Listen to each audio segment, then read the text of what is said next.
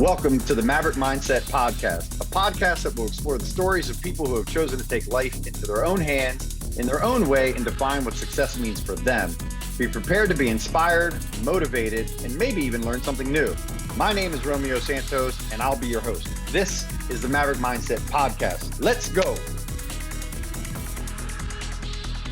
Maverick Nation, how are you all today? Welcome back to the show. I know we've had ourselves a pretty long break, but we're super excited about the guest that we had today. His name is Albert Andrawos. He's a very good old friend of mine who has done an incredible thing with his business. You're going to hear a story about him being almost bankrupt, pretty much living out of his car with his last $5 to get gas, to now being a millionaire with a great business, building a huge name for himself, and just talking about his principles and what it is that keeps him going to be better and better every day. So without further ado, let's welcome Albert to the show.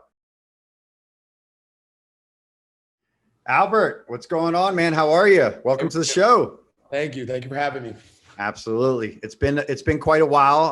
Obviously we know each other from about 10, 12 years ago. And a little longer, I think like 15, 16. Yeah, maybe it is. Maybe it is. Yeah, you're right. I'm almost 45, so probably about 30. Yeah, you're right. And so, a lot has changed. We haven't talked a whole lot since then, but I've been watching you through social media, and I see that, things are going really well with you and life in general and also in business. So tell us a little bit about, what your business is and who Albert is. Okay. Well, we start from the beginning or just start in general? Yeah, let's just start like today. I'm Albert. I mean, basically, I was fortunate to have, we built Home Tech LLC, Home Tech Exterior now, from the ground up, all back in 2010. Started from nothing. We started off as a window siding and door company. Now we've grown to one of the larger roofing companies in the area. And we're adding, fire restoration, flood. We've added commercial roofing, basically we're just adding a couple more entities. Sure. Expanded a couple offices into Virginia, into Fairfax. Wow. Built up a huge customer base. But this is something I've been doing. So a lot of people see like the success, and it wasn't always good. It wasn't all cash flow and good from the beginning. It was, I started off in this business when I was 16 years old. I was a canvasser when I was in high school. A marketer, door to door sales. Basically started, while I was in high school, make a couple extra bucks. Was one of the top canvassers for a home improvement company. Okay. Got out of high school, tried to work for the family a little bit. That didn't work out. Like basically, family members think you should work for free. Came back and did some sales, and then basically got back into the old company I worked with at Home Fix back in the day. They trained me to be a sales guy. Became one of the top sales guys in the company. They had 6 offices, killed it, managed a lot. And, through the time, was making money, got married in 2007, bought my first home. And I guess all hell breaks loose. The recession hit, couldn't sell a job. Nobody was buying, everybody was scared. So I basically, $100,000 in credit card debt behind my mortgage. I think my car even got repossessed. And just like the worst of the worst, man. Couldn't even think where my next meal came from. Like struggling hand over fist. Debt collectors calling, trying to work out settlements. Some people were telling you to, hey, file bankruptcy. Some, people like my father were like, if you ever file, any form you ever fill out for the rest of your life, they'll say this. So, but managed to basically not do any of that. Wow. Try to negotiate a couple of deals to pay off these credit cards in 2007.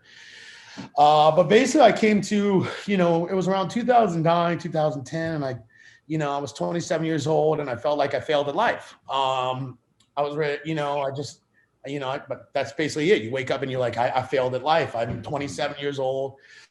I have everybody calling me, credit's shot to hell. everything. And I told my wife, I was Katie at the time, basically, I was like, look, it's either now or never that I'm going to start my home improvement company and do it on my own. Yeah. So, I think I went to my father and, to apply for the state of Maryland, for the Maryland Home Improvement Commission, you needed like 18 documentations. And a couple of those documentations, we need credit check, background check, which credit was on the mix there with all the credit card debtors. You needed about $1,800 to pay for your general liability just to apply. Yeah. Just to apply. Right. This is money. This is money that you don't even have $5 to go to McDonald's every day. So basically, you have to show 20,000 assets. You have to also show you need an office registered outside of your home. It was a hot mess. Anyway, looking at it was like the long shot from hell. Yeah. But basically, I asked my dad, I think, for a $10,000 loan, and he told me to go to hell. Wow. Yeah, he was like, nobody ever thought I'd amount to much in the family, which is fine. But it was good. Me and Katie used our $3,600 tax return to get the slim of the slim, to get everything we needed. I mean, I think I paid for the general liability in half. Apply for it. I think I had, I put some money down on my condo, even though I didn't have money. So to show the 20,000 assets, even though the property values decreased the very last year before it really went over the bed, I think I showed $19,000 in equity. Okay. I was able to use that as my assets for the proof of the MHIC. I was able to, foreclose the credit check, everything else. It took 6 months to just apply. And I was calling them every day. I was like, guys, I mean, it was just a bunch of people in Baltimore. I guess they pick up a file when they want to, right. And they want to approve your thing when they want to. But basically 6 months go by, and finally they gave me the word that I was approved for my Maryland Home Improvement license. That must have felt incredible. So what are the tools we have left? We have a Volkswagen Golf. My car is gone. My wife's Volkswagen Golf GL, and I have no money to pay for gas for my first lease. Oh man! So I think she put it on her credit card put her gas on the credit card to go sell a 3-window job at Jimmy Cone. And I sold the 3 windows for like $1,575. That was my sale. Wow! And look at that memory. I swear, I think the sky turned gold. That to me was like, that was everything. I mean, I just used that job to go to the next, to try to get leads, to try to canvas, to market myself. Any job and everything, just managed to. It was just nickel and diming. Getting the. And I hate to say this on a live, but using some of the worst installers in the world, them screwing up, finding new guys to get new jobs. I mean, one mistake, I'm out of business, and I just got this license. Yeah. Basically, over the next 6 months to a year, I just grinded, man. It was just, we just were grinding, managing, selling jobs out of the blue. Nickel and diming, trying to basically just get everything under this float. I'm still in this 1-bedroom condo, and I think my wife becomes pregnant at this point. And I'm like, oh my God. So basically, the next year we started getting into the insurance jobs, doing a lot of insurance restoration jobs. Okay. And I managed to save about $50K. To me, that was like might as well have been $1 million. Sure. Because of where I came from. So we started doing insurance. Insurance, you had to front a lot of the money. And to put them up front, and then you close out on the back end. You have to work them. You have to supplement. You have to deal with adjusters. Mm-hmm. It was just a big migraine. So anyway, all this money that I fronted, that's $50,000 I saved up, actually depleted down to $5,000. Cool. That bam, then we collected on all the jobs that we installed over 6 months, and then bam, I went up way up to 100. And what really basically we're trying to, and all this doing while you're having a mediocre website. It's a website I think I created myself. It was oh my God, it was horrible, man. It screamed non-legitimate, and like all this working out of my 1-bedroom condo. By the way, I was able to register my office to a PO box up in Monrovia, Maryland, up to the shopping center that they allowed me to register to, because you had to have a separate entity from your office and your home address. And from that, basically, I think it was June 2012, after 2 years of just grinding, I think a hailstorm touched down, and I was able to recruit 1-2 guys. Mm-hmm. A hailstorm touches down June 2012 in Imesville. Literally the entire city of where I registered my office to got hit with a hailstorm. Wow. Each job was about $60,000 to $70,000. Wow. Every home in Imesville got hit in Monrovia. Basically, me and 2.5 sales guys went against all these big conglomerate guys, storm chasing companies with 50. I was the local company. Mm-hmm. So all these storm chasers with 50, 100 guys came, and we knocked and we climbed about 30 to 50 roofs a day. Wow. And just tried to convince people that we were the local, we were here, give them the sales pitch. This is what we could do. That's that. We competed over these storm guys who were organized, had all the right references, had all the things, and we basically did 75% of the business in all of Monrovia and Imesville. And I remember, when you're making this kind of money, and we were just out just trying to win people over and trying to do this, and we were going toe to toe with these 20, 30 storm chasing companies, and we actually did it. And it was a war zone, man. It was a war zone. But basically, we ended up dominating and staying and cleaning up even cleaning up all the jobs that they didn't even want to hang out to do. Oh, wow. So I remember me sitting in my, my one, and when you're working 18 hours a day, because I would come home for 12 hours, then I'd write supplements till like 3, 4 a.m., then get back up at 6 a.m., get out the door. I didn't even really see my wife for like 6 months to a year. But basically, she's pregnant during this whole time. I think we just had the baby. I think the baby, she was at the 9-month cusp. Okay. And in between the storm somewhere is when we had the baby, Sebastian. Wow. And yeah, that's pretty much it.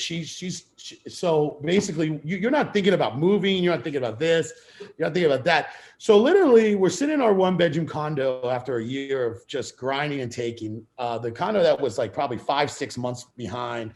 A year ago, we couldn't even afford a cheeseburger. Mm-hmm. We were behind on our mortgage, behind on everything. Cars got repossessed. 1 year later, we're sitting in our 1-bedroom condo after us working, and I have $1 million cash sitting in my bank account. Oh my God. I think we were looking down at it, and we cried. We cried for like literally hours. Oh my and God. I just was like, I remember a year before I couldn't even afford a $5 cheese, like a hamburger from like McDonald's. Yeah. And it just was like, it was just a magical moment in my life. Obviously, we had the kid. Literally a year earlier, I thought it was like, I wasn't ever going to mount anything. I wasn't going to do this because, like, I've struggled with the ADHD my whole life. I struggled with dyslexia. I struggled with a lot of things. None of my family members ever thought I would amount to anything. I just had one quality, and I just was a persistent SOB. And I don't give up. But then I think a couple months, I think like 8 months later, I had to pay 49% tax on that money, and I cried again. But yeah. but no, I mean, we did a lot more. I think we ended up doing that second year in business. I think we did about 15 million in that one city. Wow. And that was really my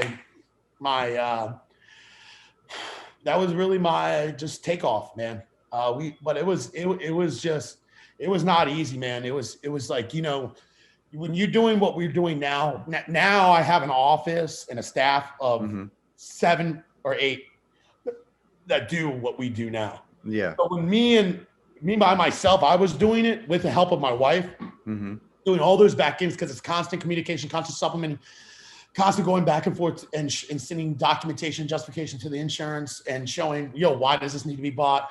This was denied, reopening, some got denied.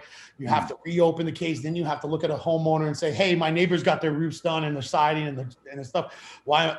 Because, they just are requiring us to go to a reinspection. Yeah. So, I mean, it was a lot of work, man. But now, now when I look back, we have over 27 company trucks. Wow. And before we didn't have company trucks. We had bifolding ladders that we pulled out of the back of cars that we would do it. I don't know if you know what a double pull is when you have to go to a second story house. But we go up to the one level, we pick the ladder up, we go on to the next level, and we're shaking because sometimes there's nobody holding the ladder on the hill of the slope of the roof. And honestly, it was just, I just made it a point to be like one of the top roofers in the area. And, I put myself through school. I went to I went into the distributors, asked a lot of dumb questions to be a specialist in roofing over the years. That's incredible. Now I can consider, like, you put me on any home, any roof here, commercial, flat. I'm certified in every roof known to man, commercial and residential, to install. We're certified in every aspect of our business. I hold over 7 licenses from New Jersey down to Virginia to West Virginia. Those alone took so much time, man, to get. You have to each time you have to study, and there's different bylaws in each state that you have to abide by to be qualified, and to also basically take the test and the test and the test. And I'm not a good tester, man. So I may know my stuff, and I'm a visual guy, but when you go to a book smart is totally different, man. Sure. But, I know the components of everything, and basically, when you're reading it, you want to know what the codes are and everything else are familiar with. For somebody like me to specialize in it, when I have the issues and the disabilities that I have, whether it be an ADHD, not being able to concentrate, not being able to do this and that, it was pretty remarkable now to know how far I came from, not only from when I was, but where I started the business from, and just all amounted to, just doing just knowing what you got to do, putting an effort in. All it is effort, man, and constant, basic determination, man. I'm just persistent. I never wanted to look stupid. I just wanted to be, hey, God makes us who we are. I didn't know what I was going to be, but you call me a roofer now. You put me on any roof and I'll tell you what's wrong with it. I'll tell you if it's failing, if it's leaking, if it's doing this, if it's not drained properly. I know all the checks and balances of what to do and how it's installed improperly. That's incredible. I mean, I certainly hear out of all that, I hear a massive amount of determination. And then also something that I think a lot of people don't do that I think was probably very smart of you to do is a really deep focus in one discipline. And it sounds like it's totally paid off for you.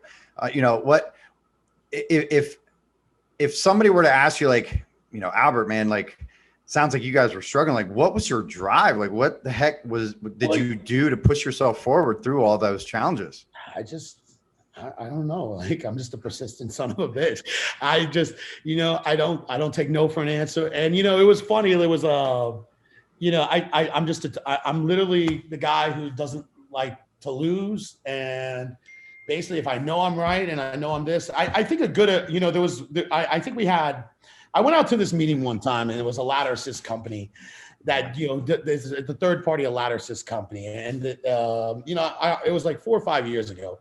And basically, before we had to make a name for ourselves in the insurance world or insurance a lot of guys try to push us around. But anyway, it got to the point here that, a lot of these ladder assist companies were actually other contractors that trying to deny our roofs to basically get us out of business. So anyway, they brought in this ladder assist company that just did nothing but ladder assist. They weren't a construction company. And this little 30-year-old kid is smiling at me while we're on the adjustment. He's looking at me, and I'm like, why is he looking at me like this? Yeah. And we go through the whole adjustment. I tell him all this, and he's just like out. And I'm like, finally, I look up at him, and I'm like, hey, man, what's with the smiles, man? And he's like, Albert, I just, I have to tell you something. And he's like, what? And I was like, what is that? He's like, pretty much every adjuster in the area says the same thing about you. And I'm like, what is that? They say they don't like you, but they know if they don't approve your roof, if I don't approve his roof, he's going to make my life a living hell with paperwork. And I was like, you know what? If there's a reputation to have about something like that, that's all I wanted. You know what? Nobody ever really liked me, and I'm cool with it. But I work for my customers. I mean, if the damage is there, it's there. But I gotta say, I didn't have a lot of good sociable skills. So even growing up, I didn't have a lot of friends either. But I'll take that over anything else. Even though they don't like you, they say, if I don't approve this roof or don't give him what he wants, he's going to make my life a living hell with paperwork and this and that. And I just was like, that's the best compliment anybody's ever given me in my life. Well, I think first off, I've always liked you. you, both of you, right? You and Katarina, and Yeah. and I will say that I've had similar experiences in life because I'm also a persistent person, and people don't always like that, right? People don't understand how to deal with that. Yeah. And it's not often that they don't like you because of you. It's that they don't like you because they wish that they could be more like you. Yeah. Right. Correct. You wanna stand on People. your shoulders. Yeah. Right. Like people are jealous that they, well, why does he have that? Or why do they have that? Or how come he can do that? Or what's so special? Yeah. And I think, that, and when I have these conversations with, thought leaders all the time and people that are entrepreneurs, it is the difference between someone who can truly call themselves an entrepreneur or a business owner and who can't, is that ability to persevere and push through. It's not that you don't fail, right? You're always failing, but you're learning from the failures and getting better. It sounds you like. can fail anything. And I'll be the first to admit this. There's 100 business owners out there that can deal with problems better than I can, to deal with this and do that, and have better qualities and an ownership than what I do. But I guess what I finally realized is, at 27 years old, my success, and you asked me that, and I have to tell you, a lot of these kids, they see use the social media, and they just come, oh, what'd you say? And I kind of just, I figured out life at 27 years old. I had a bad attitude younger. I kept thinking like everybody was against me and all this, but I was like, I figured out life. Life is not about doing what you want to do.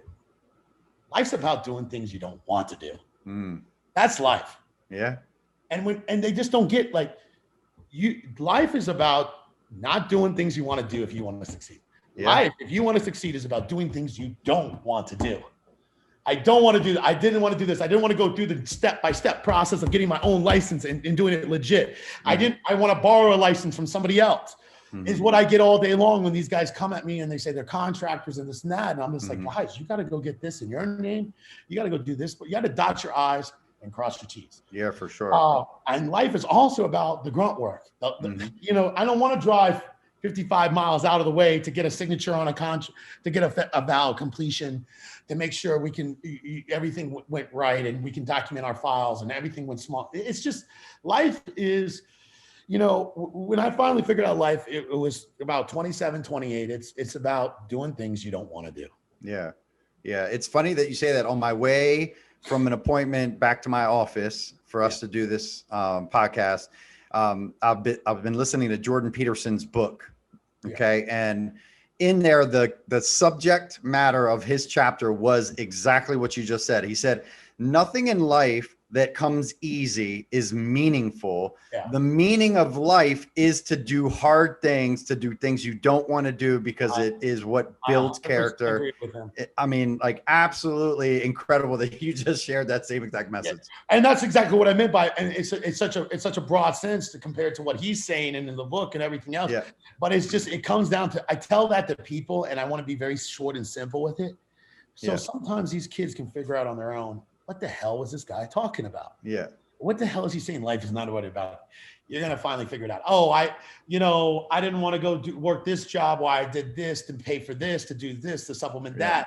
And that's what it is, man. It's just, could I just come onto the set and said, hey, I'm a roofer, or could I gone and educated myself in roofing, educated myself, went into the distributors, asked dumb questions to make that lie look stupid. But it's all part of, here's the thing. People are in a certain trade, whether it be in real estate, whether it be this, whether it be that.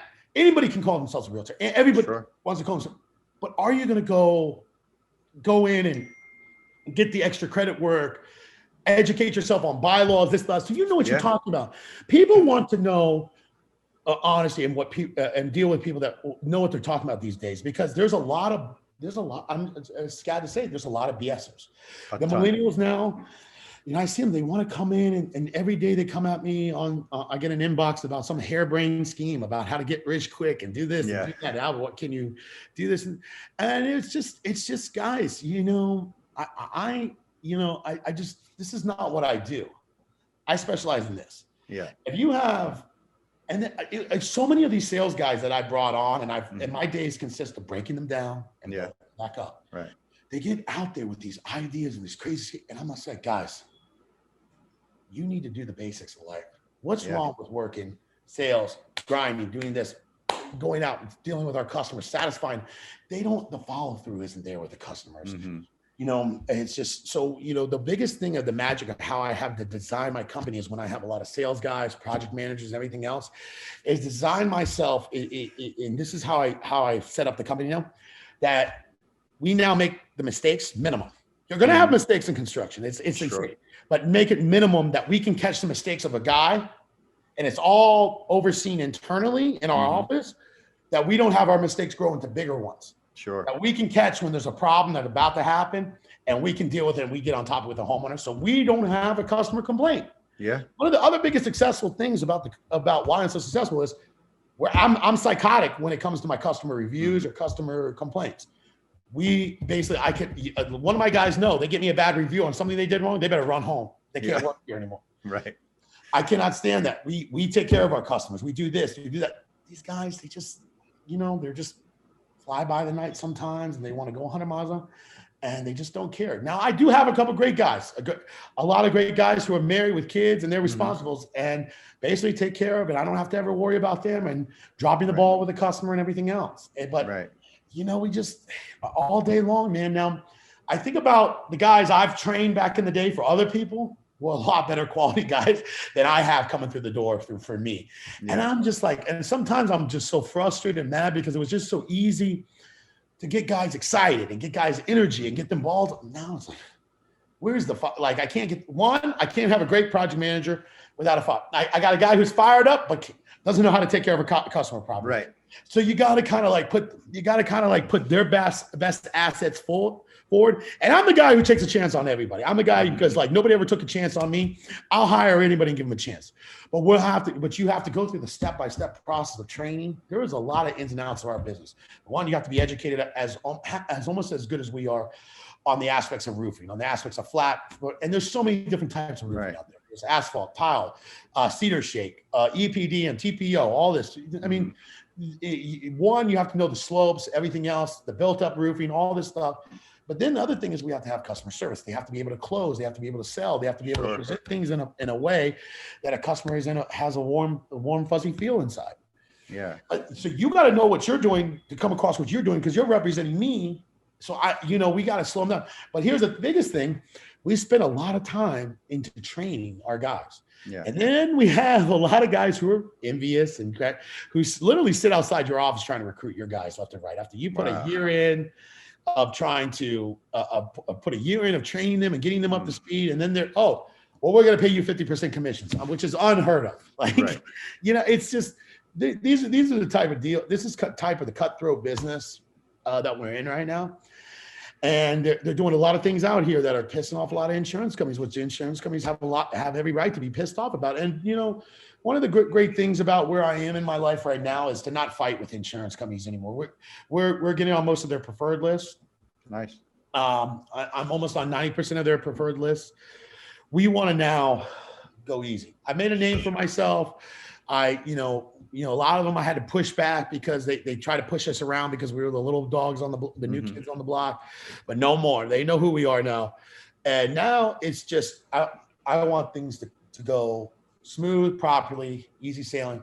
And it's not about arguing. It's not about fighting. It's about documentation and justification. And, we're trying to bring back some luster to the roofing and the insurance side of things and how we do things. And like I said, we're adding the fire flood. We added the commercial roofing. And it's just, I signed over this last year. I signed over most of my company to my wife. So, which she really is in my office now running everything in the back end. So now we're a woman minority owned business. And I'm just living life, man. Yeah, man. Let me ask you a question. So clearly the drive, the tenacity, and it sounds like you have an incredible support system in your spouse, right? How in the heck, as large as you guys have gotten now, though, have you figured out how to structure things internally? I mean, like, there's got to be a million and one different things to manage, right? I'm glad you asked that. And that's the biggest thing. Logistics and structure is where these guys fail. And I'm able to basically put everybody in a position, and I've got a great team internally that looks after the guys that basically everything comes comes into fruition. There is a lot of aspects. There's first inspection, re-inspection, public adjusting. Sometimes we have to go to independent, but then there's, hey, deal gets bought. It goes to the first phase. It needs to come into our office. It needs to come in. Basically, we need to look at it, see if we have enough to run the job. If not, we have to supplement. We have to put the customer on hold. Basically get all the supplements. And then we have to we just basically, the way we structured it is we put par pricing down to when we can run a job. We're a little short staffed now because like we've trained some people, but then they've moved on and, the COVID has gotten, I think, everybody into a state of depression. Yeah. So I think, a lot of people are struggling with like a lot of issues right now, alcoholism and drug addictions. So, we've had to let a lot of people go because, this time is, which I'm sympathetic to it, but it's just people have fallen off. But we're just trying right now, we're constantly trying to find good people, more people in the door to take over more jobs. Here's the other thing. During COVID, before COVID, we were supposed to shoot off with this, the fire and flood. We were supposed to shoot off with the commercial roofing. I had high hopes the year before. Sure. We were taking things to the next level. I bought the office in Virginia. I bought a couple flood trucks. Boom, COVID happens. And, basically we're standstill. Yeah. And now we're back on the horse. We're still pushing through. We've expanded I bought more space in the buildings next to me so we could get, to the next level so we could be legit. The problem is, it's just, I'm functioning in Montgomery County. I almost had a warehouse that I bought on the south side of Baltimore, Canopy. What is it, Canopy Avenue? Yeah, I believe that's the street. I had to back out of that deal because it was just it was very affordable up there, but here in Montgomery County, a warehouse to get the size that we wanted was about 3-4 million. I mean, it's just the prices have gone home, and you just make do with what you got. Yeah, for sure. You want to grow, you need the space, you want to do, but then sometimes you got to start thinking, hey, can I sub out the content cleaning, like the clothes cleaning? Do I need to have the big stores to use it? Because here's the thing, we just need to do the cleanup of the flood. It's weighing your pros and cons of like, look, if you want to do this, or hey, let's give business elsewhere to other people that we can trust and do this, that can tag contents better. And let's do the emergency cleanup. Let's do the filters. Let's do like all the immediate disposal of the trash and everything, and the water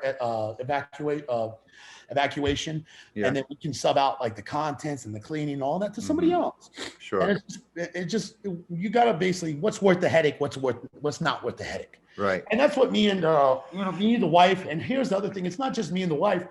I have an office manager. She's been with me since almost 8 years now. Oh, wow. So she's involved in that conversation of pros, cons. We have a couple other good people that have been with me, guys who have left me and came back. So, we're constantly, the guys who come into the door, and, I say I work better with women than I do men because they have more backbone than men these days. Sometimes. And that's who's in my office. They really do. They just, I'm all about moving forward and moving up. And the guys who want to take 2 steps back, I can't do anything with those guys. Sure. Let's grow. Let's build up. How do we get it done? Don't give me 10 ways why things can't get done. Give me one way how it can get done. Right. That's how fast paced I am. I'm 100 miles an hour, and I always put myself around people that slow me down. Yeah. And that do the chill stuff. Yeah. Well, and I think it's smart, right, to focus on what it is that you're really good at, and then hire people around you to do those things. I've finally done that in my business as well. My marketing manager, my marketing manager, it's great because I'm 100 miles. I got the ideas, and when I say I want something done, and he knows now that when I say something I want it done, and I'm going into like the whole futuristic of it and everything and going on. Right. Now he sits back and behind, and he's just, okay, let's do this. This is how Albert wants it, and he slows everybody down because like I get my ideas and we get into the fast pace. Plus, Katie does her due diligence. She's obviously a very calm and tedious person too. So it's knowing your flaws too. And not having an ego, knowing that you have flaws, and then putting yourself with people around you who can substantiate and better half those flaws. Well, you're the energy, you're the vision, it sounds like, right? And you're the one that's carrying it forward, and then you need people to help support that vision, right? And it's just not just that. It's like, when people say, "Oh, I was sitting where you were sitting one day, sir." Right. So it's like, it's great. It's like you can sit in a room here with anybody you bring on, and you ask them to do something, and you can tell them, "Hey, I was sitting where you were sitting one day." Yeah. I was a canvasser. I was a sales guy. I was a worker. I was doing this. So yeah, you can't tell me you never did. I've done all aspects of this business. Right. And that's the biggest thing. That's incredible. I mean, it just amazes me. I never knew any of this. I mean, I don't know. I know. I imagine, right? Yeah. Like I imagine that when we first met, that you guys maybe were kind of in that period where you had just started to maybe get over the hump, maybe. Which I think we met a couple times. So which time? We first met at a Gwen. I was, and what's funny, right? You talk about like I've done it all. It was across the street from Timpano's, right? It was the old Houston's, a Gwen. Yeah. Yeah. How long ago was that? That was 12 years. Yeah, it was at least 12 years ago. I think I was 31, 32. So 12, 13 years ago. I was working as a salesman that time. Okay. You were working as a salesman back then. Yeah. All right. So then this all came afterwards. Okay. All right. Yeah. It's all from nothing to everything, man. And honestly, it just to this day, I'm glad nobody ever, gave me $1 ever.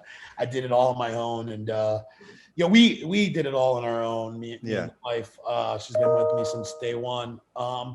It's just success. I mean, here's the funny thing, Romeo. Like, I'd be lying to you, tell you one wrong move, I wouldn't be where I'm sitting here today. Sure. Life is about, it's about also a little luck, not a little luck, but a little faith. For example, one of those subs screw up. I got no money to fix a job in my first 6 months in business. Right. But luckily, man, and there was a lot of screw ups that I had to. They were small they were mediocre sized screw ups, but oh my God, the things I had to do, man, and the ways I had to talk myself out of it. It just, I think the people who put the trust in me from the beginning, who trusted me with their projects, and basically I was, I never was gonna be the kind of guy that says, not my problem, screw that. This is my problem, and right. I knew that when I started this company, I took a lot of pride in it, and I really stood behind because I never really built something before on my own. So I was like, this is mine, and it's going to succeed. I hear you. A lot of people, like I said, these young guys, they come at me and they ask me for advice and they ask me this, and I try to tell them, and they just kind of like, they want to be very passive. They want to get to the nuts and bolts of it. Hey, what's the bottom dollar? How do we make the money? How do we do this? And I got to be honest with you guys. Ownership right now, there's not a lot of pride in ownership, man. The stress, the general liability, the workman's comp. We pay over $100,000 in general liability and workman's comp. Wow. It wasn't like that back in the day. People could have paper insurance and get away with it. And they started getting tired of their subs falling off roofings, their insurance not picking it up, and then their insurance has to pick it up. Right. So now we get audited two times a year. Basically, they come in, they audit our QuickBooks of what we're paying for our subs. Then they ask for that sub's general liability. If it is a sub or it's our own guys doing it, whether we have some subs, some in-house. Sure. If that guy doesn't have the proper insurance, I get fined 40% of his salary. Ooh. So this is one of the other aspects of the business behind the scenes that nobody sees. Wow. If you hire a sub or somebody else like that to do a job, and you're paying them $400,000 or $500,000 a year, which is what we pay some of our subs. Wow. They have a little buy clause in their insurance. Bam. We get fined 40% of their salary. Why? Because let's say one of their guys fell off a roof. Their insurance doesn't pay for it. They're going to come after my insurance. And then my insurance is the one who's auditing me and saying, hey, we could have got dinged if you had a problem. Right. So that's just one of the small headaches every year you got to deal with, man. Yeah. And then it's just all the licenses, regulations. We've got, now I think, in the state of Maryland, I think, there's been a lot of, let's just say, not so the guys who are coming onto the block, the new guys, are really doing some, advertising, free roofing, doing free this, free that.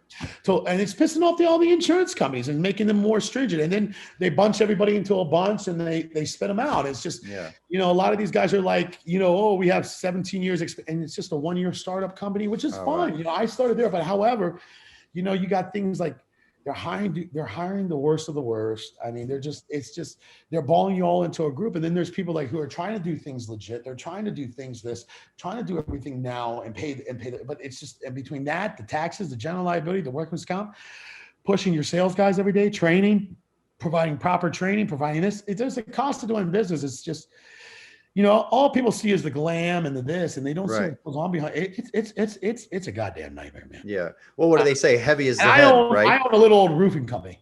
Yeah. But it's just, there's everybody out there trying to put you, or one wrong move that one of your guys make, they're trying to hang you to the cross with saying this fraud or that you did this. Well, if one of your guys make one mistake up on a roof, or if they fall off the roof, God forbid, it's just it's tough. I don't know who would want to. I tell my wife every day, I would love to just go and work and have the opportunity I have, just work for somebody else and just make tons of money. Yeah, that's honest, and I didn't have to deal with all the liability and the limitations and all that crazy stuff. Yeah. Well, so what do you think drives you to keep moving in that direction versus doing that? I'm not done here yet. I'm not done. We kind of dominated the roofing area for the whole Maryland, DC, and Virginia area. Yeah. We're taking over, we're doing a lot in West Virginia, PA. Now I want to, the home tech, name, I want to be able to say now that we're cleaning up flood, we're cleaning up fire. We're doing people that people have these natural disasters. We want to do that, but also, I wanted to, like I said, the commercial is a big thing, but it's just, once we get the commercial off, we're looking for a major warehouse. And, so we can basically expand and have our own fabricating machines, have our own, everything, and then have more liability, have more headaches. Right. Yeah. And, it's just at some point here, man, I'm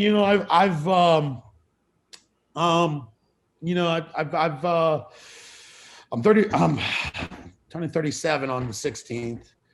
I'm a self-made guy. I came here, whatever comes to come, man. I just, I die tomorrow, man. I'll die a happy man. My kids will be taken care of. My wife will be taken care of. She doesn't have a lot of debt, doesn't have a lot of things, not where we started from. Yeah. And I'm just very alive, but there's always more we can better ourselves. Sure. And the biggest thing is if I can, the biggest thing is letting people buy in. The people you work with, if they buy in, and here's the thing, all the people I work with, I give them opportunities to get paid off production. Mm-hmm. So everybody wants a salary. That's great. They want a salary, they want this, they want hourly. That's great. But I can do better than that, guy. So I'll give you that salary plus. If we can get this going and get this X, Y, and Z going, I will pay you percentage off this for managing this, for doing this. Taking care of property management companies, doing all this stuff, growing to the expansion. But then it's like, don't embarrass ourselves because, one day we want to do it, one day we don't. That's the level of employees you're getting. Right. And then it's just, it becomes their headache that you assign to them becomes your headache. And picking up where we left off, there's just, like I said, some days I want to grow to bigger, better, and greater. But then some days it's like, the wife says, Albert, look around you. We're doing great. We're doing great. Right. Why do you want to have more headaches than what you do? Why do you want to do this? Why do you want to do it? I was like, honestly, hon, I'm bored. That's the ADHD. That's the ADHD inside of us kicking in. That we got to keep doing. We got to keep doing more and more and more and more, and keep taking things off.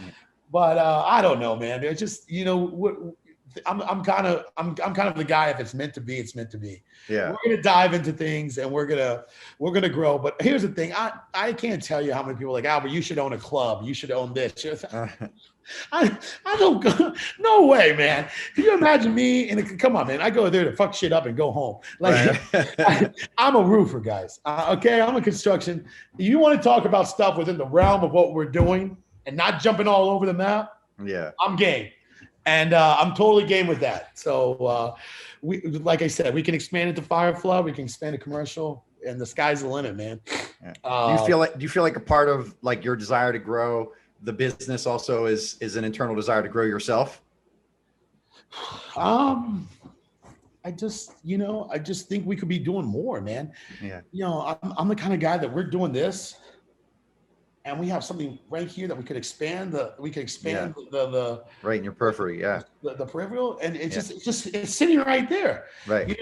We could expand into like inspections, and it's so easy for us now that we're on the preferred list. Right. Now that we're adding preferred, because we want to work with these insurers. We want to get hand in hand. We want to fight with them, and we basically, it's just we get to a point here that it's like, why aren't we just reaching out and grab? You're not taking advantage of low hanging fruit. Is what Sure. Yeah. It's same thing in real estate. They always say like, what are the ancillaries that you're already doing anyways that you can then take in and create another piece? Like property management, you're already working with homeowners. Exactly. Why not also do property management or,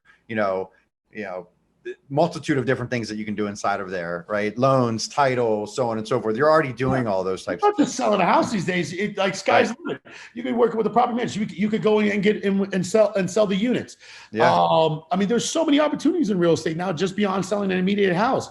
I hear it all day long because a lot of my friends who are girls or guys, they all tell me, I have an offer to do this in Baltimore. I have an office to do, an offer to do this here that they want me to sell all these and this and that. So, it's just crazy. Like, before it was like a realtor, but now you guys have so many ways. If you're good at your trade and you're a perfectionist, people want that. Right. I'll tell you something. There's not a lot of good people out there, and here's the thing that I'm finding also, the good people who are, there's these little guys who come with a swollen head that think because they did some insurance work, they want to get paid more to do less, basically. Right. And I'm just like, guys, you come in here, you have these high demands, you have these things, I started you in this business. I trained you. You were working at your mother and dad's restaurant for $100 a day when Albert, I made you a lot of money. And I'm like, brother, like I paid you, I fed you, I gave you a draw. I trained you. I spent time. I invested money on you just so you can come and tell me that you made me a lot of money. Right. I made my money before you got here. You want me to show you bank statements? Right.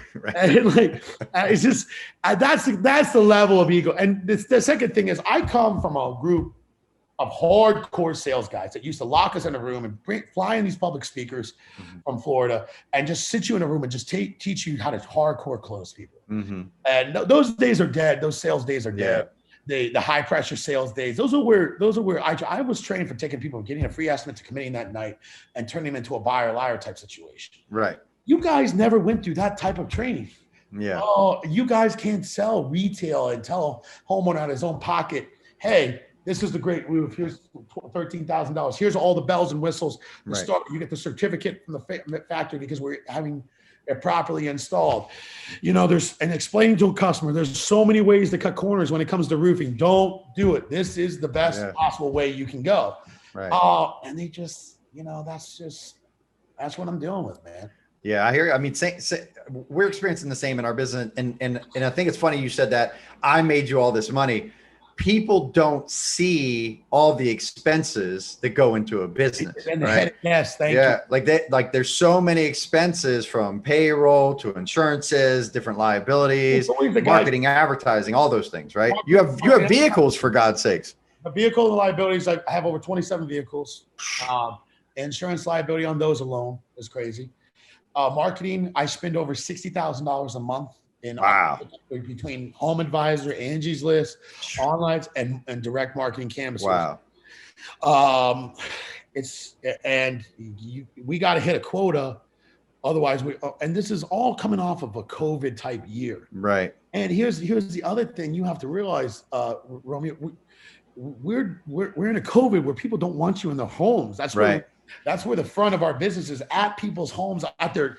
Now we're talking at the doorstep. Yeah. So it's like, it's definitely a challenge. Yeah. It's definitely a challenge. So we're going to have to tweak a couple things, how we have to tell the guys, look, look, let's give them what they want. Let's show them what they're, let's go out of the way. Let's bend our own rules a little bit about how we set up things that we structure. We do not give this without this to a homeowner. Sure. Without basically committing or doing this or doing that. And we've had to, it's just, we're able to, when you build a great company name, man, and a great reputation, you don't really have to do much, man. And that's what a lot of things are, what you do in the forefront. And if you have the great reviews, great customer satisfaction, and then there's customers out there that nothing you can do. 100%, which is fine. We have a couple of those dings here and there, but you know what? The overall of our customers are, we're 100% satisfying kind of company. Yeah. A lot of it has to do with, putting the people in place to deal with that. Right. Setting a precedent from day one. I would never allow one of my customers to be upset with a process or anything that went wrong. It's awesome. You care. Always make them. Yeah. If you take, they trusted you to do a job and they want to do it. Right. And it got to a point. So sometimes there were customers you just really couldn't make happy. Right. And they would complain about this, but the fact of the matter is, there's a lot of these kids these days, they don't remember the old school saying the customer's always right, and you have to make them right. Right. And that's pretty much it. So you're serious about business. I mean, what? It's not just business for you. What else makes Albert tick? I like living life, man. I like living life. So sometimes people look at that and they're like, hey, man, how does this guy function? He's going 100 miles out there. And it's really, there's rules to life, man. Like, if you want to party hard, you got to work hard. Yeah. No matter if you go out with the boys on Friday, Saturday, or Sunday, you got to be up for work at 8 a.m. Yeah. The next Monday. If you're not there, I cut myself off or something like that. And I have to be honest with you, with somebody like me with a lot of demons inside, with a lot of, I'm the guy who's easily temptations.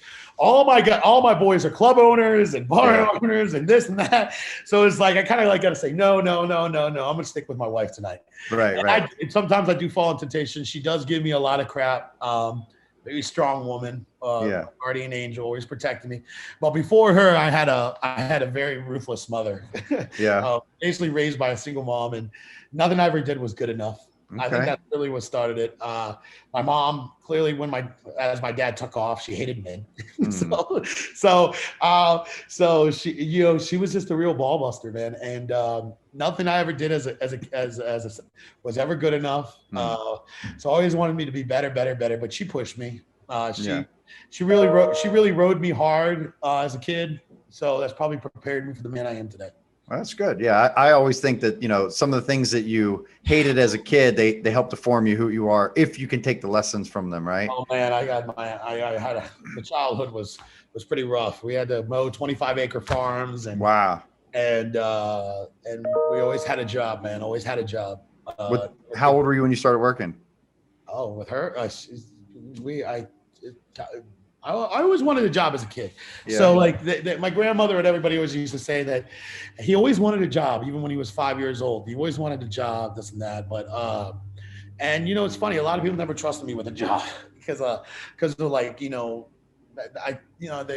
thought I was a troublemaker or school, which I never thought I was a troublemaker in school. I just thought like I got picked on a lot, but it just turned into like that. I would use my joking, my class clown inside to get away from dealing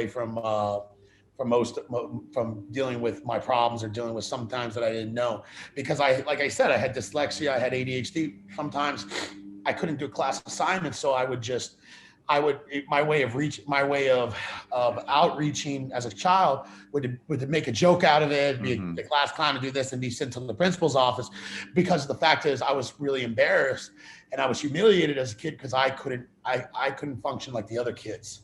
Yeah. In this classroom, because I couldn't retain information that I read. I couldn't deal with problems. I couldn't solve. I just couldn't concentrate. Really, what it came down to, more than what I thought. Interesting. I had other ways of deflecting out of that. Yeah.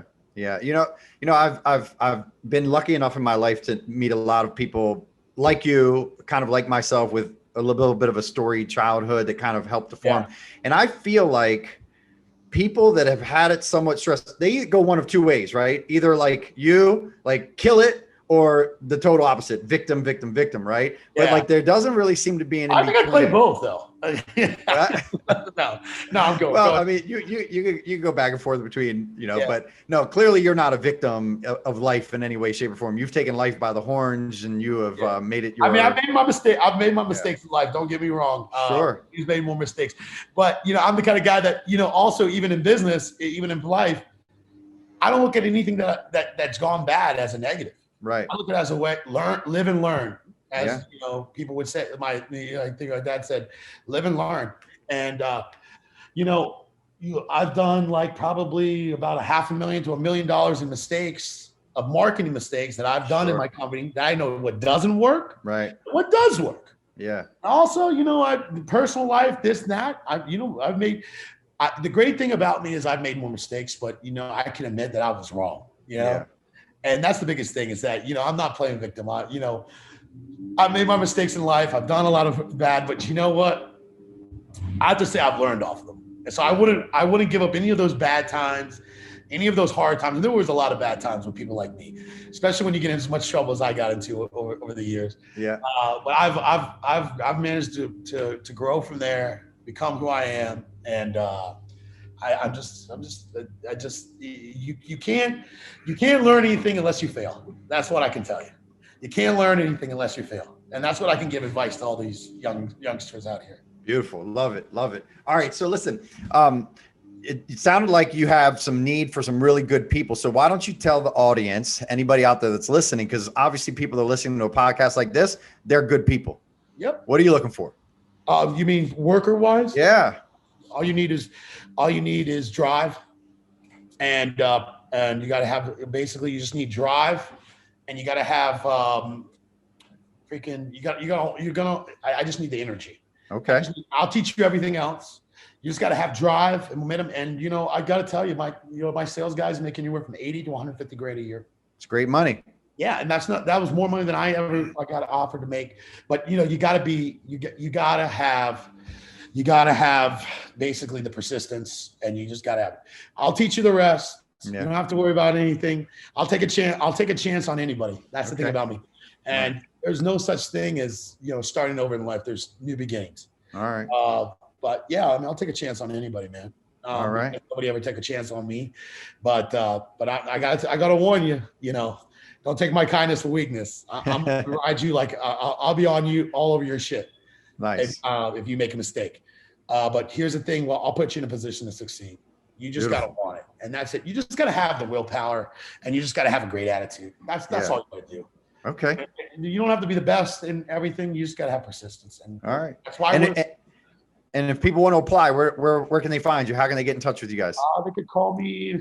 They could call me on the phone, on the marketing phone. Okay. To Eric, my marketing manager. What's that number? We'll have Marcus put it in the show notes. 301-800-8080. All right. Very good. Email, website, anywhere else? www.hometechexterior.com. Okay. Hold on. Let me just make sure that this, 800-8080 is the marketing phone. Sorry, I have numbers coming out my Sure. Home Tech Exterior, but you can just call Eric at 301-800-8080. Okay. You guys want to come on and grow? That's cool. But if not, hopefully you guys took a lesson out of this. I'm not really, like I said, we do great business already. So I'm just hoping, I joined this because I didn't know what to expect. But it was awesome. A good talk. Awesome. Yeah. I hope you enjoyed it. We certainly have enjoyed it. I'm sure the Maverick Nation is going to love this episode. I'm really glad we got a chance to reconnect. It's been too long. We'll have to get together and grab a drink and catch up. All right, brother. I'm ready. Let's do it. All right, man. Hey, thanks so much. Everybody, Maverick Nation, this has been Albert. Thank you, guys. Appreciate it. Have a good one.